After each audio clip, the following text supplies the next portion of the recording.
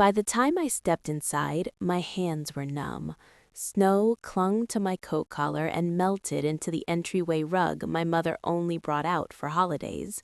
The house smelled like roast beef and pine cleaner. Voices drifted from the dining room, overlapping, loud, relaxed. I hadn't been back in months. My father was already seated at the head of the table, a glass of whiskey balanced in his hand like a prop he believed he'd earned. He didn't stand when I came in. He never did. He looked up, took me in. The cheaper boots, the coat I'd bought used, the fact that I'd come alone. "Didn't know the Parasite was invited," he muttered, not quite under his breath. A quick, automatic kind. Not cruel, just practiced. I hung my coat carefully on the rack. No reaction. That part mattered. The word wasn't new.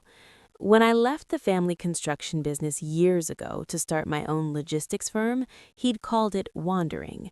When the first year was lean, he'd called it proof. When I stopped asking him for advice, he called it ungrateful. Parasite was simply the next step of disappointment. I took my seat halfway down the table. My mother placed potatoes on my plate without looking at me. Dinner moved forward. My father told stories about contracts he'd landed in the late 90s. My uncle added comments. My cousins nodded at the right moments. The rhythm was familiar. He showed competence, and everyone supported it.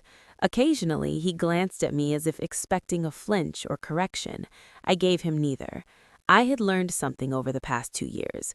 Humiliation needs participation. If you refuse to provide embarrassment, the performance loses power. But tonight wasn't about small wins. It was about timing. Halfway through dinner, my father refilled his glass and leaned back in his chair. "So," he said loudly, "how's the little delivery hobby? Still surviving off ramen?"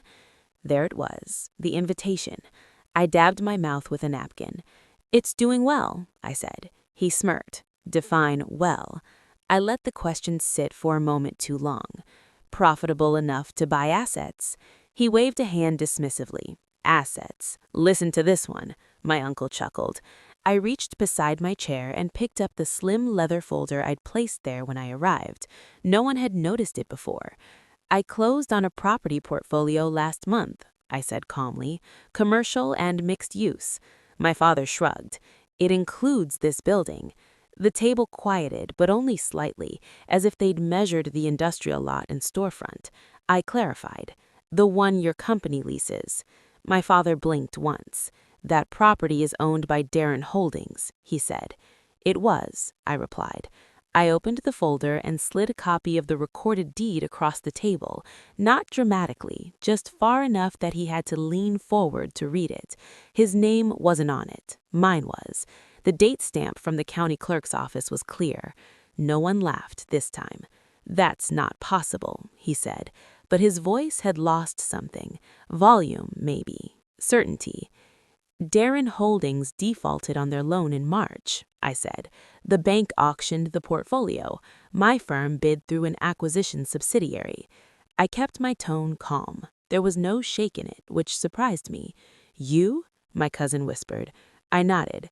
My father pushed his chair back slightly. The legs scraped against hardwood, loud in the sudden silence. "You're telling me you bought the building my company operates out of?" he asked. He stared at the document again, as if the ink might change itself under pressure. "That lease is locked for another 3 years," he said. "It is," I agreed. "It will be honored." That mattered. I wasn't here to threaten eviction. I wasn't here to flip the table.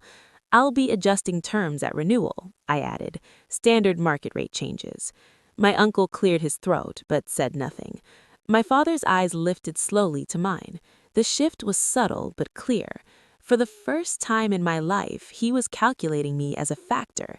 "You think this is funny?" he asked. "I don't," I said.